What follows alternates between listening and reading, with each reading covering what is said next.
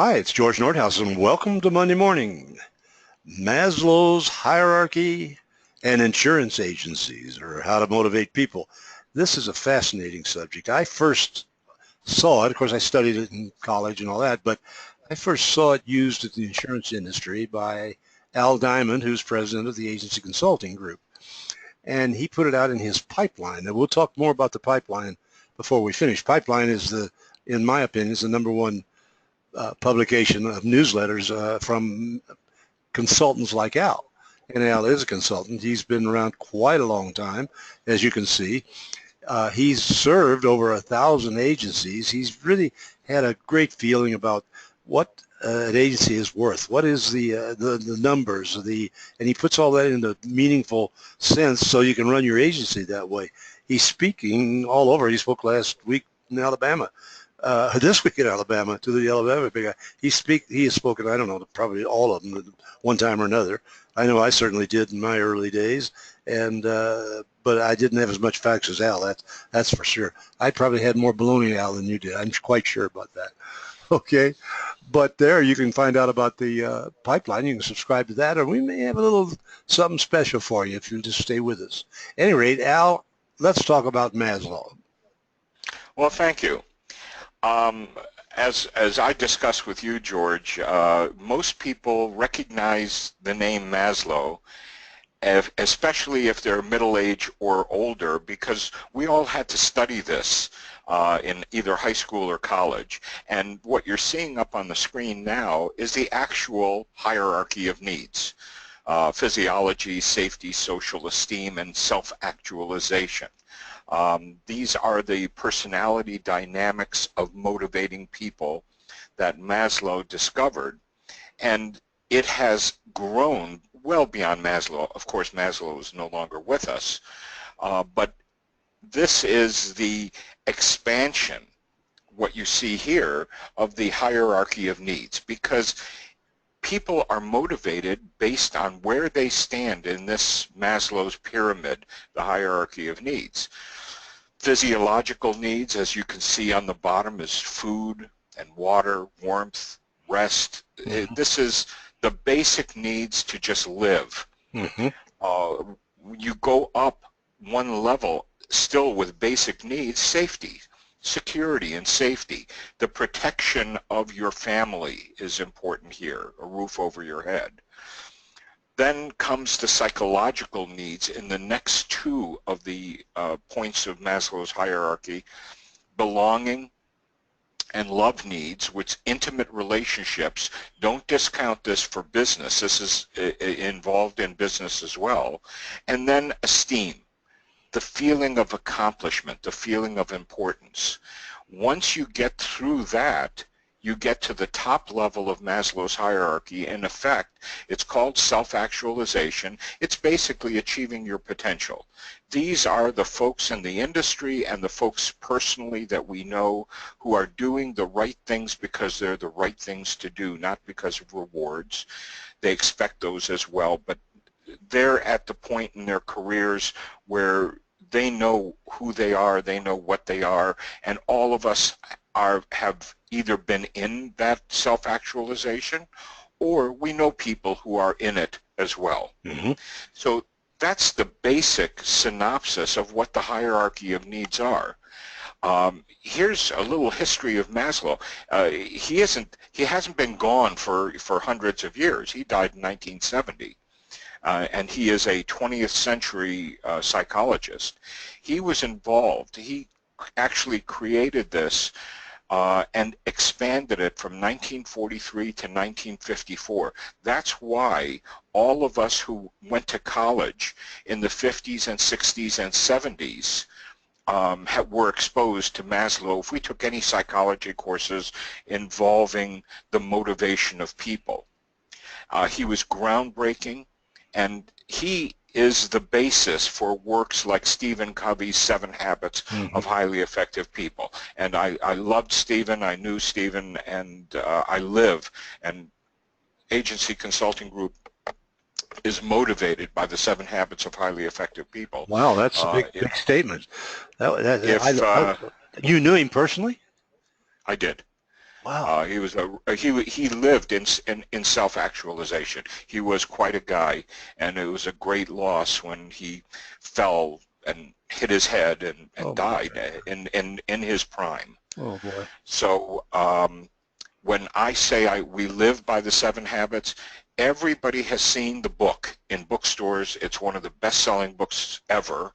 If you don't have one, please get one. If you don't want to get one, call me and I'll send you one free. Uh, if you read the 7 habits of highly effective people and you understand the 7 principles, which are built, by the way, from Maslow's hierarchy of needs, it will change your life. And it will make you a happier person, both of which are really important. So this is a free advertisement for Covey and Covey's family. Go buy that book. Kindle, here I come. Yes, absolutely. George, if you don't have it, you'll have it in the mail in the next few days. Oh, well, okay. I'll hold on to that. You don't have to. I Yeah, have you don't read have it. to go to Kindle. I You read it got for years, but it's years ago that I did it. Anyway, Of go course, ahead. I loved it. and we reread it at ACG every year. It's mandatory. Oh my gosh. So what Maslow did was he explained how people are motivated and the complex issues that changes motivation. And that's what the complexity it is, because you don't grow from one level of Maslow's hierarchy into another and then stay there or progress further. You can go from a higher to a lower level, from a lower to a higher level, and the trick for managers, for agency owners, is to identify at what level their people are in. So what I wanted to do today in Monday morning is I wanted to go over very briefly the 5 levels as they apply to insurance agencies. Perfect idea. And then we will understand how to treat with producers and our employees and our wives and our children, by the way. This is outrageous to say. We will know how to motivate them to do the things that we need done as a business, if that's what it applies to. Okay.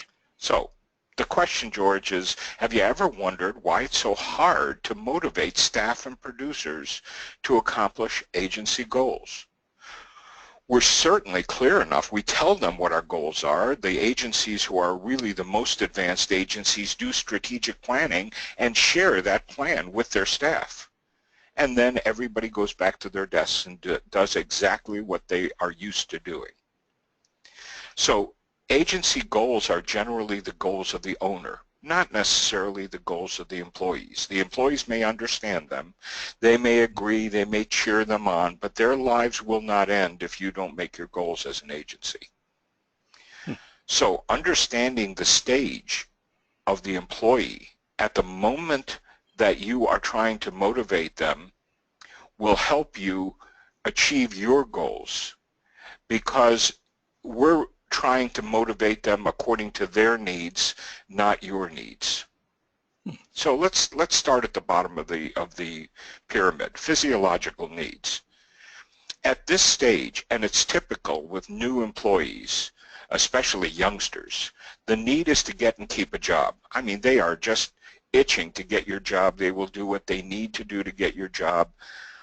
It won't stay that way. They need shelter. They need food, they need sustenance. Give them a paycheck, give them something that will secure them. The employee will follow the rules necessary for them to keep their jobs, enough to pay their bills. So you can count on them following your rules and guidelines, sometimes mindlessly. They may not ask the right questions, because if you told them to do it that way, they will do it that way, even if it's not correct. Now, let's go down to the level of our employees. Producers. When you hire producers in an agency and they are brand new to the agency and new to the insurance industry, if you don't satisfy their physiological needs, they will not be attuned to your agency goals and objectives.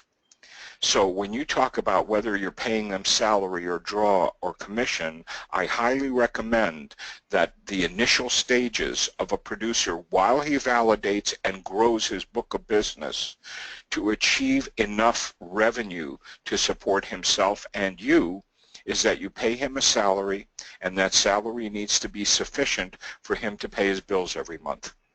Because if he doesn't, bad things happen. Our clients and our prospects, certainly, they sense when somebody is working out of panic and has to make a sale. It's like a used car salesman. They got to be out there because they know their job is on the line every minute. We don't want that image to be that of the agency. And the best way to do it is to say, as long as you meet the goals of the agency, which for new producers are activity, a lot of sales activity. As long as you meet those sales activity, you're secure here at least for a year while you build a book of business that will support the salary I'm paying you. The physiological needs are different for each people you hire, though, each person you hire, aren't they? They're different for service people. They're different by individual.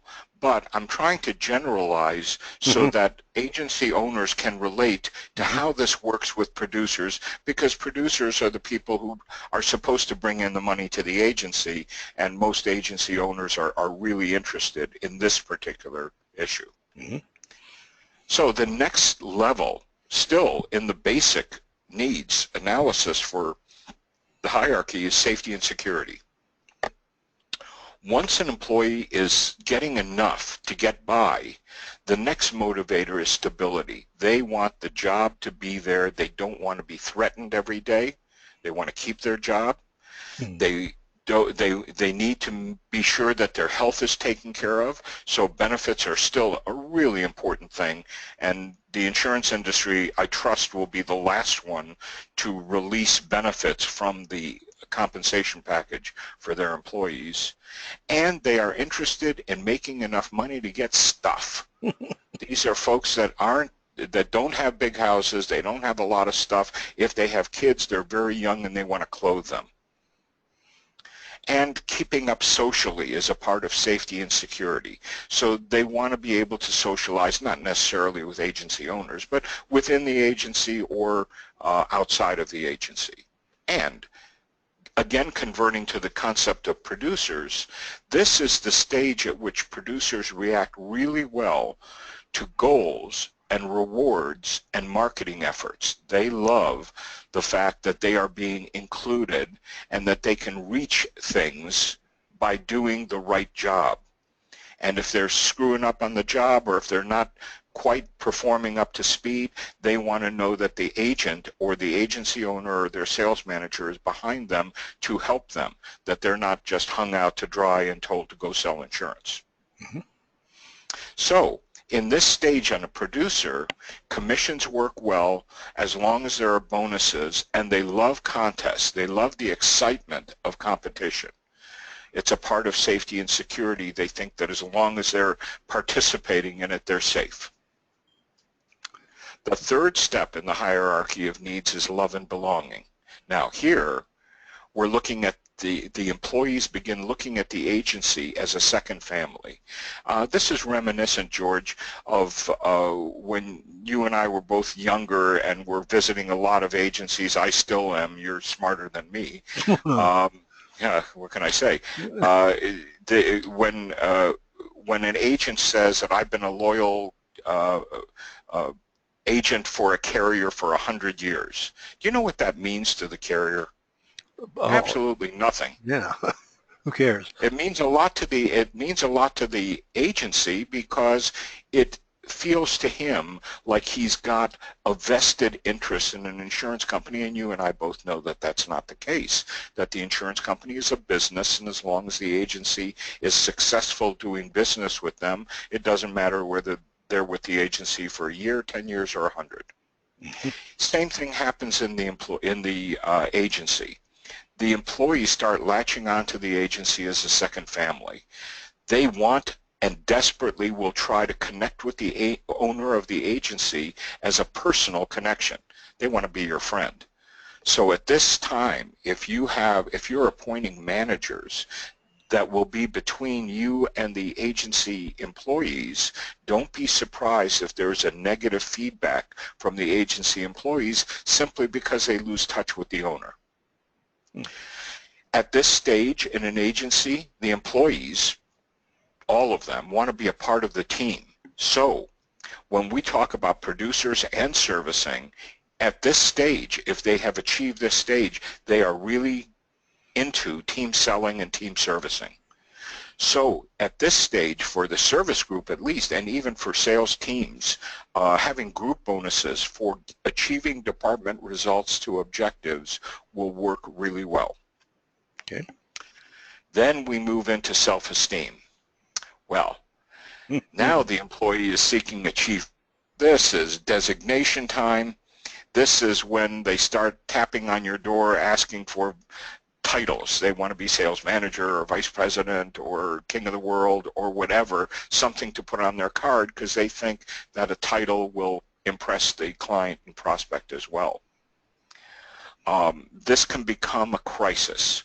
This is the most dangerous time in an employee's career with an agency, because if it's not supported and they don't get those and they don't necessarily deserve titles and additional responsibilities, it could cause strife and departure because they lack confidence in themselves. They're still not there yet from a self-actualization standpoint. And if you don't support their confidence in themselves and the agency's confidence in them, you may not be able to keep them for a long time. This is when they're looking more for uniqueness than team membership, and they will split apart from the team because they think themselves better than just the team, or that the team is leaning on their expertise instead of vice versa. So the way to help people who you recognize are in this stage of their life is by giving them designations, by you as an agency owner showing respect, which we ought to do anyway for all employees, but extra signs of respect, taking them out to lunch every once in a while, giving them titles if titles are due, and any extra recognition goes a long way. This is where I tell agency owners public praise and private criticism. This is where the public praise comes in, and never for someone in self-esteem criticize them, yell at them, scream at them in public. You could terminate a loving relationship overnight by hitting on their self-esteem issue, by yelling at them, even if it was absolutely correct. And then finally, we go into the self-actualization phase. This is the army, be all that you can be. Right. And you don't, this is something where people become self-motivated. I see a lot of agents who spend a lot of time in self-actualization. They're doing the right thing just because it's the right thing to do. The agent who's no longer concerned with whether the client or prospect buys the product, they're concerned with making sure that it's the right product for that client. And if he doesn't like it, let him go someplace else. Here is where you have creativity and achieving potential, and these people can stretch. At the self-actualization phase for your employees, they are at the stage where equity potential and partnership potential, making them managers, will really help both them through the self-esteem mode into self-actualization, and you in the agency as an agency owner. This is where you get the biggest bang for the buck for your employees. The motivator for the employees is the challenge of accomplishment. These are people who are doing things, who are giving to charities, who are giving of themselves. It's a wonderful place to be. Now, for new producers, they're in physiological needs. So, according to Maslow, according to the hierarchy, you give them what they need in their physiological needs. We went over that a while ago. For the young producer building a book, they're in the second level. They're in their safety needs. React accordingly. The experienced producer who makes enough to support himself, he gets into the love and belonging stage. He no longer worries about the paycheck. It's coming, but he wants to make sure that he's a part of the group and that you love him as well as he loving you. The danger zone is in the fourth step of the pyramid, the ego-driven producer. Be really careful, treat him with kid gloves. And then finally, the insurance pro is very experienced and comfortable in his career. He's in self-actualization. Your goal as an agency owner is to keep your people in self-actualization as often as possible and as long as possible. And that's because the problem is that each of us, including ourselves as owners, including staff members and producers, can and do shift from one stage of the hierarchy to another at any point in time, which changes the motivating factors and makes your treatment of them depending on their circumstances every day. And those factors, those changes from the levels of the hierarchy may not just go one step. It may go all the way from self-actualization down to physiological needs. If your agency closes its doors, I promise you, those people go from self-actualization back down to physiological needs in a heartbeat. Wow. And the hierarchy and those changes apply to us as well. Now, how complicated is it to motivate your employees when they are looking at you, and if you have a bad night with your wife, the next morning you're out of self-actualization and you're into safety. You're looking to make money because your wife just bought a new Mercedes and she didn't tell you, and you don't have another $80,000. And so we need to do one thing and one thing only to resolve this. First of all, you have to be sensitive to your employees. A lot of us as agency owners say a lot of words about sensitivity, but we're not. And the way to resolve that is communications. I know this sounds like a bleeding heart, but believe me, I'm not. What I'm looking to do is make sure that your business goals are properly attuned. And the best way to do that is to communicate regularly with your employees, constantly take the pulse of every employee so that you know how best to treat them and motivate them to accomplish their goals and yours at that very moment. Maslow is not a set of rules. It isn't set in stone.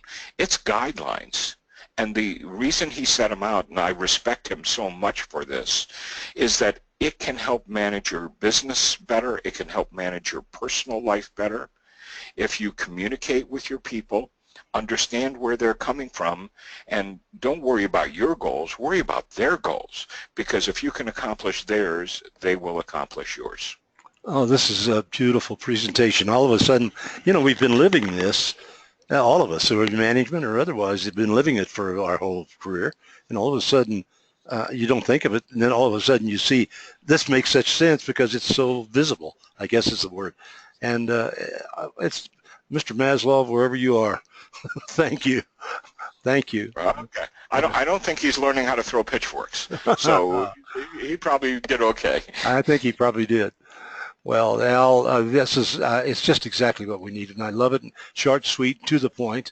You are going. Here's how to contact Al, of course, the website and all that sort of thing. To subscribe to the pipeline, they can do that. Is there? They can do it online.